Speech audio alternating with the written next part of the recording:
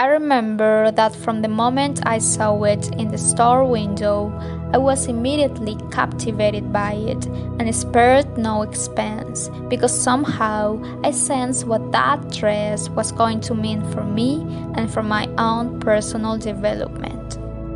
When I wore it the first few times, I really felt much more confident and even began to realize that I was finding my own identity, as I was not following trends or fashion icons when I wore it, but simply letting myself be guided by my own intuition. Undoubtedly, that purple dress represented evolution and transformation, but never, not even in my most bitter days, did I imagine that it was going to become my own executioner.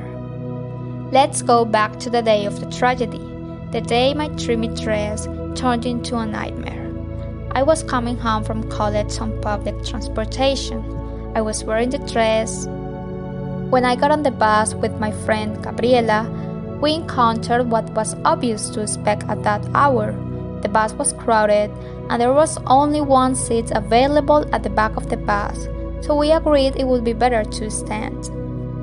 However, a young, tall, fair-skinned, friendly-faced man wearing a green t-shirt and sitting next to the empty seat offered us his chair.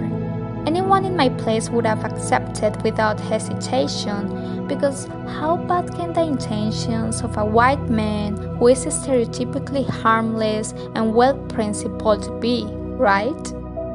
Besides, it was just a stupid chair. I thanked him for his kind gesture and accepted immediately because that way I would be able to have a quiet conversation with my friend who sat in the free seat next to me. The man stood right in front of me and settled his back on the lower part of his torso near his left leg, which I found a little bit uncomfortable at first, but then my mind managed to dispel any hint of suspicion by imposing on me the logic that the circumstances forced anyone inside the bus to remain motionless and with few options. I quickly forgot the whole situation and became completely immersed in the discussion my friend and I were having about why the lunches in the Bristol cafeteria were better than those in the university's main restaurant. We had already gone through almost 10 topics of conversation when we arrived at the station where we were to get off.